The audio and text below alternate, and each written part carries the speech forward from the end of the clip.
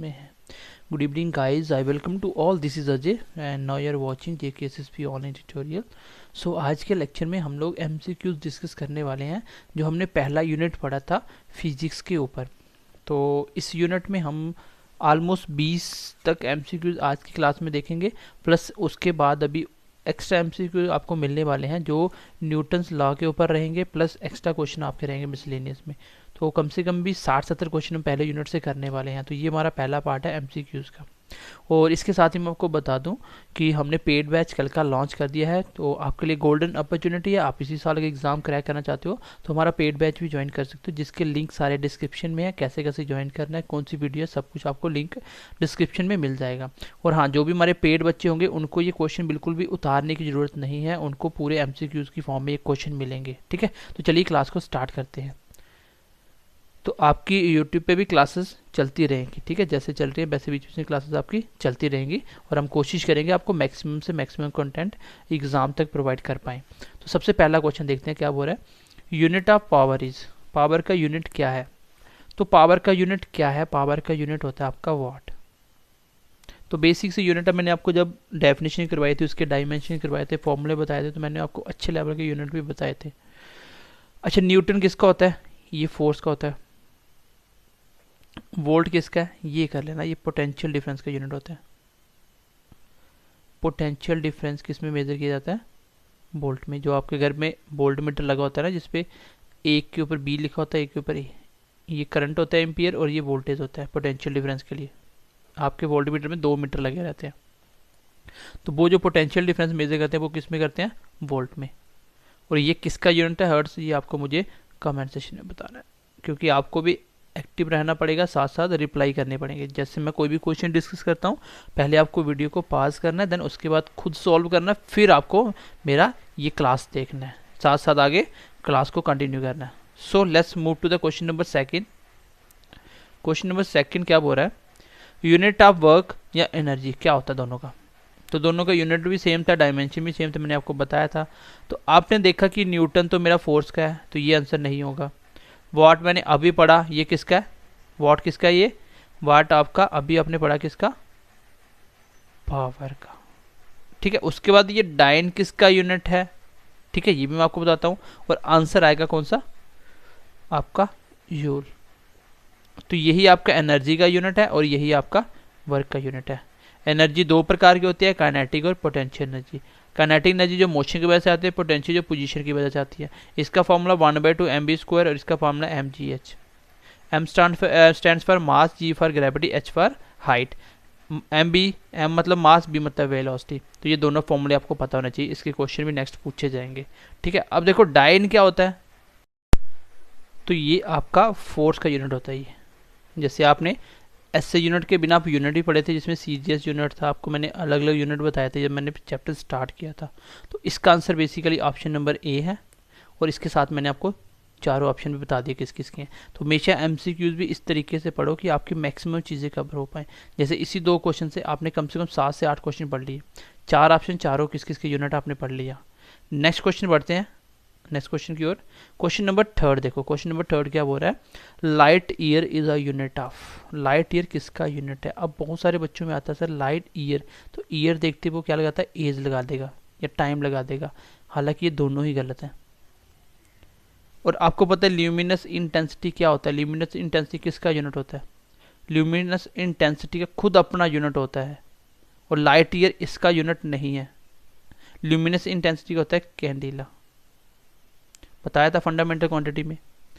तो इसका आंसर आएगा basically distance. Light year distance measure करने के काम आता है। मैं इसका आपको थोड़ा सा समझा भी देता हूँ, क्योंकि ये लेक्चर में नहीं आया था, तो मैं यहाँ पे समझा देता हूँ। लाइट ईयर क्या होता है? जैसे एक स्टार के बीच दूसरे स्टार की दूरी, ये बहुत ज़्यादा होती है। तो देखो लाइट ईयर में होती है। लाइट ईयर क्या होता है? जैसे लाइट की स्पीड होती है 3 × 10⁸ मीटर पर सेकेंड। मतलब इतना मीटर चलती है। 3 के आगे कितने जीरो लगाने हैं? 10 जीरो। 10 जीरो कर लेना। तो इतना मीटर चलती है 1 सेकंड में। ये है स्पीड ऑफ लाइट। ये होती है आपकी स्पीड ऑफ लाइट। तो अगर वो 1 सेकंड में इतना चल सकती है, तो आपको पता है कि सनलाइट अर्थ तक पहुंचने में, सनलाइट को अर्थ तक पहुंचने के लिए 8 मिनट और 16 सेकंड के करीब करीब टाइम लगता है। 8 मिनट 16 सेकंड। तो आप खुद सोचो कि हमारे सन और अर्थ के बीच की दूरी कितनी है। आई थिंक 150 मिलियन किलोमीटर के पास पास है। तो इतनी दूरी ये 8 मिनट में कवर कर सकती है, तो 1 साल में कितना दूर तक जा सकती है लाइट, आप लोग सोच सकते हो ये।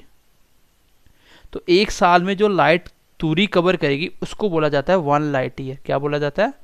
1 लाइट ईयर। तो जब दूरी ज़्यादा हो जाती है तो फिर उसको किलोमीटर में ना मेजर करके हम कैसे मेजर करते हैं? लाइट ईयर में। एक स्टार से दूसरे स्टार के बीच की दूरी लाइट ईयर में होती है। सोचो 1 साल में एक स्टार से लाइट निकलेगी और दूसरे स्टार तक पहुंचेगी 1 साल के बाद।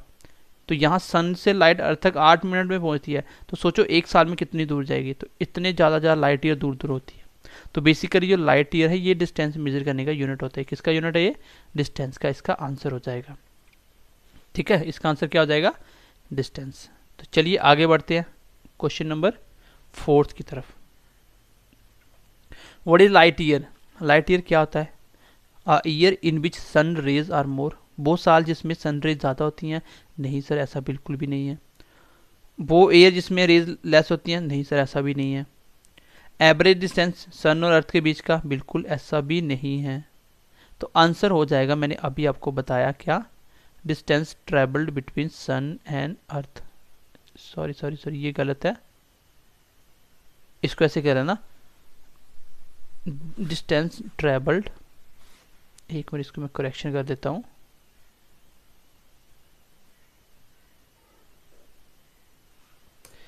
इसकी करेक्शन कर लेना आप। Distance travelled by light in 1 year. ठीक है, ये है इसका ऑप्शन, इसको मिटा दो। 1 साल में लाइट जितना ट्रेवल करेगी उसको बोलते हैं क्या? 1 लाइट ईयर। तो यही मतलब होता है light year, distance travel by light in 1 year या इन 1 ईयर। ठीक है, इन 1 ईयर। तो ये इसका आंसर होगा ऑप्शन नंबर सी। तो अभी मैंने आपको बताया कि लाइट ईयर क्या होता है। 1 साल में जो लाइट दूरी कवर करती है उसी को बोलते हैं 1 लाइट ईयर। चलो आगे बढ़ते हैं क्वेश्चन नंबर 5 की तरफ। Parsec star related distance measurement is equal to. एक पारसेक क्या होता है? देखो आपको पूछा जाएगा एग्जाम में कि पारसेक किसका यूनिट है। बच्चे देखते हैं पारसेक, सेक्स उनको लगता है सेकंड और टाइम का है, तो गलत हो जाएगा। ये भी एक्चुअली डिस्टेंस का ही यूनिट है। अभी आपने देखा कि लाइट ईयर कितना होता है, 1 साल में कितना लाइट ट्रेवल करती है। और अगर लाइट ईयर से भी बड़ा यूनिट बनाना है तो 3.26 लाइट ईयर या 3.25 लाइट ईयर, इतने लाइट ईयर मिलाओगे तो वो 1 पारसेक बनेगा। मीन्स कि 3 साल 3.26 साल में लाइट जितना ट्रेवल करेगी वो 1 पारसेक कहलाएगा। तो पारसेक यूनिट भी डिस्टेंस मेजर करने का है। ये लाइट ईयर से भी बड़ा होता है। जब बहुत बड़ी बड़ी दूरियां बतानी हो, जैसे एक गैलेक्सी से दूसरे गैलेक्सी की दूरी, तो उसको पारसेक में मेजर किया जाएगा। तो आई होप आप लाइट ईयर भी समझ पाए होंगे और पारसेक भी समझ पाए होंगे। तो इसका आंसर है ऑप्शन नंबर बी। कभी कभी 3.26 मिलेगा, कभी कभी 3.25 मिलेगा, दोनों ही सही हैं। ठीक है, ये अलग अलग लिखे होते हैं। तो आपको पूछा है कि पारसेक जो स्टार रिलेटेड डिस्टेंस होता है वो किसके बराबर होता है, तो वो होता है 3.25 लाइट ईयर के बराबर होता है। और पूछा जाए कि पारसेक किसका यूनिट है, आप बोलोगे ये डिस्टेंस मेजर करने का यूनिट है। So let's see the question number 6। Question number 6 देखो, which unit of measurement is multiplied by 0.39 to get inch. ऐसा कौन सा यूनिट है जिसको 0.39 से मल्टीप्लाई करूं? वो कौन सा यूनिट है जिसको वो मीटर में किसमें, इंच में कन्वर्ट होता है। जिसमें बोलूं ऐसा कौन सा यूनिट है जिसको मल्टीप्लाई 100 से कर दूं, 100 से कर दूं तो वो मीटर बन जाएगा। तो आप बोलोगे सेंटीमीटर, क्योंकि 1 सेंटीमीटर उसको 100 से कर दो, 100 सेंटीमीटर हो गया, तो वो बन जाएगा मीटर। तो बेसिकली ऐसे ही बोल रहा है कि 0.39 ऐसा कौन सा यूनिट है जिसको 0.39 से मल्टीप्लाई करवाऊं और वो क्या बन जाता है, इसको करवाने से वो इंच बन जाए। तो वो आंसर होगा आपका सेंटीमीटर। सेंटीमीटर को 0.39 से मल्टीप्लाई करवाओ, जो भी सेंटीमीटर दिया हुआ है उसको 0.39 से मल्टीप्लाई करवाओ, जो भी दिया होगा वो आपके क्या बन के आ जाएंगे, वो आपके इंच बन के आ जाएंगे। चलिए क्वेश्चन नंबर 7 देखते हैं। Question number 7, which one of the following is a scalar quantity. तो मैंने आपको स्केलर और वेक्टर क्वांटिटी का कॉन्सेप्ट बताया था। स्केलर क्वांटिटी वो क्वांटिटी जिसमें डायरेक्शन नहीं होती, वेक्टर जिसमें डायरेक्शन होती है। तो मैंने आपको बहुत अच्छे से बताया था। आपको बताना इसमें से कौन सी स्केलर क्वांटिटी है। ध्यान से पढ़ना question, which one of the following is a scalar quantity. तो कौन सी क्वांटिटी इसमें स्केलर क्वांटिटी है। तो कैसे निकालेंगे, देखो मान लो आपको ऑल दिखे ऑप्शन, लेकिन ऑल के साथ मैंने जैसे देखा कि मोमेंटम तो एक वेक्टर क्वांटिटी है, मैंने आपको बताया भी था। तो ऑल वाला ऑप्शन भी हट गया, ये भी हट गया। लेकिन उससे स्केलर पूछा था तो मुझे ये पता था कि एनर्जी ही स्केलर क्वांटिटी थी। मैंने बोला था सारी डेफिनेशन ऑलमोस्ट, जैसे power, work, energy, force, sorry pressure, ये सारी की सारी कौन सी है, स्केलर क्वांटिटी है। ये इसका क्वेश्चन का आंसर होगा। ठीक है, चलो आगे बढ़ते हैं, ये टॉक भी नहीं होगा। क्वेश्चन बोल रहा है कि किलोग्राम पर मीटर क्यूब, किलोग्राम पर मीटर क्यूब किसका यूनिट है। अब ऐसे तो आपको नहीं समझ आएगी शॉर्टकट में क्या है, फिर आप ऐसे लिखोगे किलोग्राम किसका यूनिट है, ये तो मास का है। मीटर क्यूब किसका है, वॉल्यूम का है। अब बताओ मास पर यूनिट वॉल्यूम किस क्या होता है, बहुत अच्छे से पढ़ाया था मैंने, ये डेंसिटी होती है। आंसर कौन सा आएगा, क्योंकि मोमेंटम का तो ये नहीं होता, मोमेंटम होता है मास इंटू वेलोसिटी। तो मास होता है किलोग्राम, वेलोसिटी होता है मीटर पर सेकेंड, ये होगा। एनर्जी नहीं होगा, 1/2 mv² होता है। इम्पल्स होता है mass into time, sorry force into time, कितनी फोर्स कितने टाइम के लिए लगाई।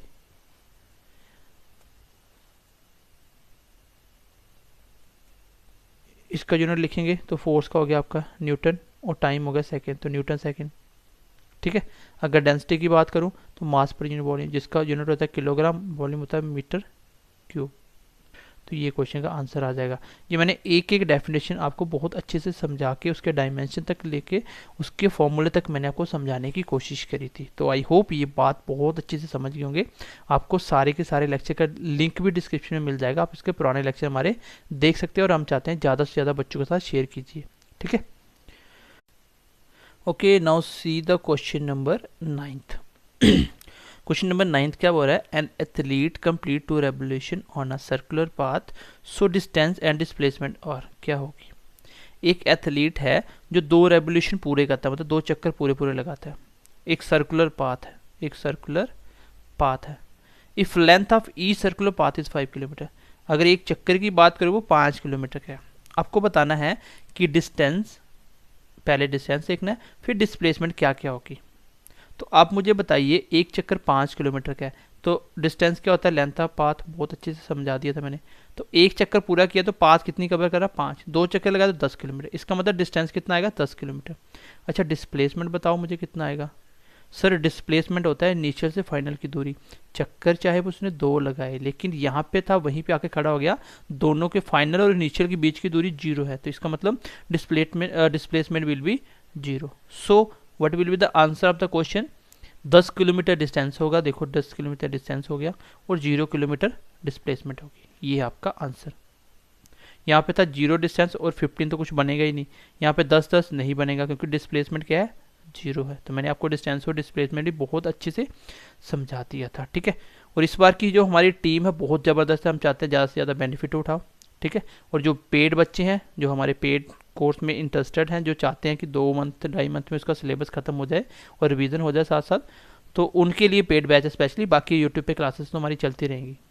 क्वेश्चन नंबर नेक्स्ट देखिए, which are the following graphs gives acceleration. अब देखो ये कॉमन सेंस के क्वेश्चन होते हैं, ऐसा कौन सा ग्राफ है जो आपको एक्सेलरेशन बताता है। मैंने आपको बताया था एक्सेलरेशन होता क्या है, एक्सेलरेशन होता है sir rate of change of velocity पर यूनिट टाइम।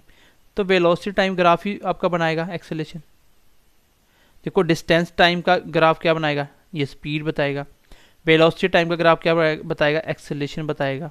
डिस्प्लेसमेंट टाइम का ग्राफ क्या बताएगा, ये आपको बताएगा वेलोसिटी। और नोटा मतलब इलेक्शन में बोर्ड आने जाते हैं ना, नोटा, जब आप किसी को भी सिलेक्ट नहीं करते उसको नोटा बोलते हैं। तो इसका आंसर आएगा option number B, velocity time graph किसका ग्राफ है, एक्सेलरेशन का। अगर मैं वेलोसिटी का पूछूं तो वो होगा डिस्टेंस और टाइम ग्राफ, डिस्टेंस और टाइम के बीच में rate of change of displacement per unit time, sorry C वाला आएगा वेलोसिटी, और डिस्टेंस और स्पीड का ग्राफ डिस्टेंस टाइम का बनेगा। तो आपको एक्सेलरेशन का ग्राफ पढ़ना था, क्योंकि आपको पता था एक्सेलरेशन क्या होती है, rate of change of velocity he acceleration होती है। क्वेश्चन नंबर नेक्स्ट देखते हैं। ये मैंने आपको अगर आप मेरे लेक्चर देख लेते हो फिर आप MCQs भी लगाते हो, मुझे नहीं लगता कि कुछ भी बच जाएगा चैप्टर में। आप एग्जाम में क्वेश्चन बहुत इजीली बना लोगे और क्वेश्चन बहुत सिंपल आएंगे। क्वेश्चन नंबर 11 देखो, rate of change of distance is called, थोड़ा सा कॉमन सेंस का क्वेश्चन है। Rate of change of distance, अगर मैं डिस्टेंस को टाइम के अकॉर्डिंग चेंज करूं तो मुझे बताओ क्या आता है? सर एक्सेलरेशन आता है? बिल्कुल भी नहीं आता। क्यों? क्योंकि एक्सेलरेशन तो rate of change of velocity होता है। अच्छा सर वेलोसिटी आता है, वेलोसिटी तो डिस्प्लेसमेंट पर यूनिट टाइम होता है, लेकिन मैं तो डिस्टेंस की बात कर रहा हूँ। तो स्पीड ही होता है डिस्टेंस पर यूनिट टाइम, और यही इस क्वेश्चन का आंसर होगा। ये छोटी छोटी चीजें ध्यान से पढ़ना, क्वेश्चन आते हैं एग्जाम में ऐसे। ठीक है, चलो क्वेश्चन नंबर 12 देखते हैं गाइस। क्वेश्चन नंबर 12 छोटा सा न्यूमेरिकल रखा मैंने। इनिशियल वेलोसिटी है 10 मीटर पर सेकेंड, फाइनल वेलोसिटी है 50 मीटर पर सेकेंड, और टाइम टेकन जो लगा वो 10 सेकेंड लगा। देन आपको बताना है एक्सेलरेशन क्या होगा। तो एक्सेलरेशन होता है वेलोसिटी को चेंज करना टाइम के अकॉर्डिंग। तो वेलोसिटी कितनी चेंज हुई? फाइनल माइनस इनिशियल नीचे टाइम, यही बताया था आपको मैंने। फाइनल वेलोसिटी कितनी है? 50 मीटर पर सेकंड, इनिशियल कितनी है? 10 मीटर, टाइम 5 सेकंड। तो सारे यूनिट सही हैं। तो 40/5 मतलब, और 40/10 10 है ना, टाइम 10 है, तो कितना आया? 4 मीटर पर सेकंड स्क्वायर। जब आप यहाँ पे यूनिट रखोगे तो मीटर पर सेकंड स्क्वायर आएगा। आपको पता होना चाहिए एक्सेलरेशन का यूनिट क्या होता है, मीटर पर सेकंड स्क्वायर होता है। तो इसका आंसर कौन सा आएगा? 4 वाला, ऑप्शन नंबर डी आपका आंसर आ जाएगा। तो ये सिंपल सा क्वेश्चन था, कर सकते थे। ऐसा भी हो सकता था कि आपको टाइम पूछ लेता और एक्सेलरेशन बता देता, तो कोई बात नहीं, आप एक्सेलरेशन रखते, नीचे टाइम आता, ऊपर वेलोसिटी कितनी चेंज हुई? 40। तो एक्सेलरेशन मान लो मैंने ये दे दी पहले 4 मीटर पर सेकंड स्क्वायर, तो टाइम कितना आता? 40/4 रखते तो 10 सेकंड टाइम आ जाता। तो कुछ भी पूछ सकता है इस क्वेश्चन में, कोई बहुत बड़ी बात नहीं है। बस आपको यहाँ पे फॉर्मूला रखना अपना, अगर आपको पता है कि एक्सेलरेशन क्या होती है। Okay guys, let's see the question number 13। Question क्या बोल रहा है? बिच of the following can be zero, ऐसा कौन सी चीज़ है जीरो हो सकती है? जीरो हो सकती है when a particle is in motion for some time. आपको बताना है कौन सी चीज़ जीरो हो सकती है जब एक पार्टिकल्स एक मोशन में हो कुछ टाइम के लिए। तो क्या डिस्टेंस जीरो हो सकता है? आपको पता है कोई चीज़ मोशन में तो मतलब चल रही है, कुछ चीज़ चल रही है तो डिस्टेंस कभी भी जीरो नहीं होता। पहला ऑप्शन गलत हो गया। कोई चीज़ मोशन में तो स्पीड तो उसकी होगी, ये भी जीरो नहीं हो सकता।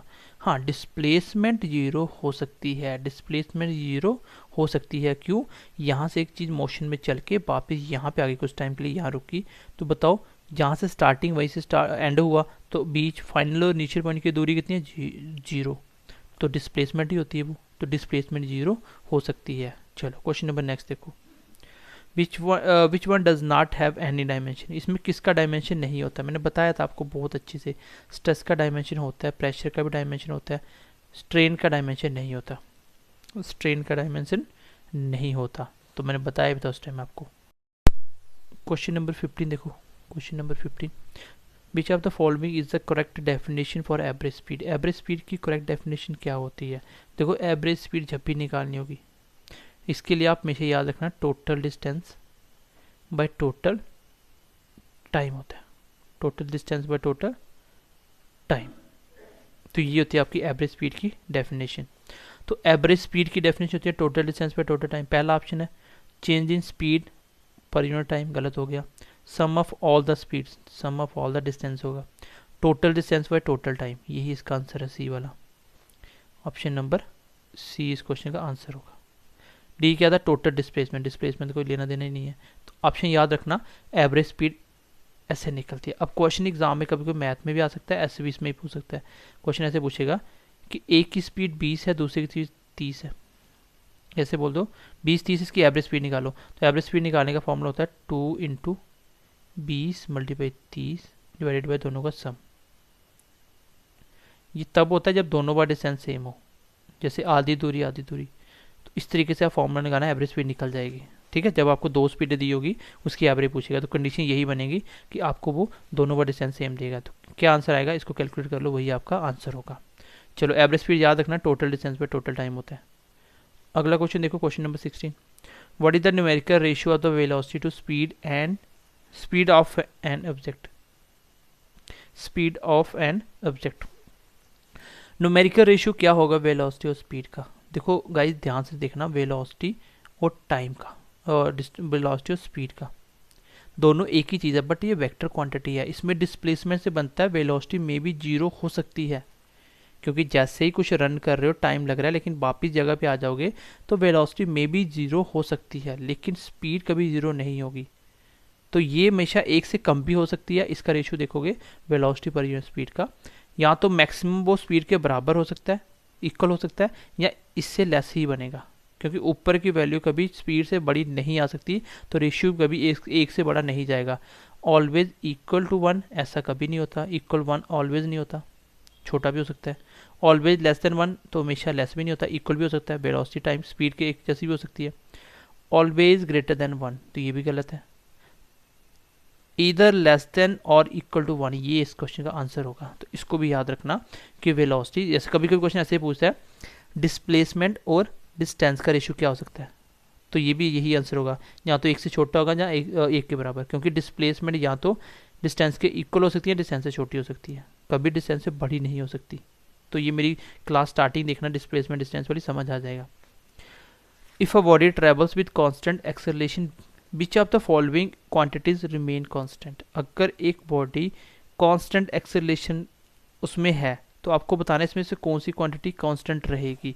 अगर कोई चीज़ एक्सेलरेट कर रही है तो गाइस उसमें डिस्प्लेसमेंट तो होना ही है, डिस्प्लेसमेंट तो होगा ही। कोई चीज़ एक्सेलेशन कर रही है तो एक्सेलेशन तब होगा ना जब डिस्प्लेसमेंट कुछ ना कुछ हो रहा है। डिस्प्लेसमेंट से वेलोसिटी हो रही होगी, वेलोसिटी तभी तो एक्सेलेशन हो रहा है, वेलोसिटी तो हो ही रही है, तो ये भी इसका आंसर नहीं होगा।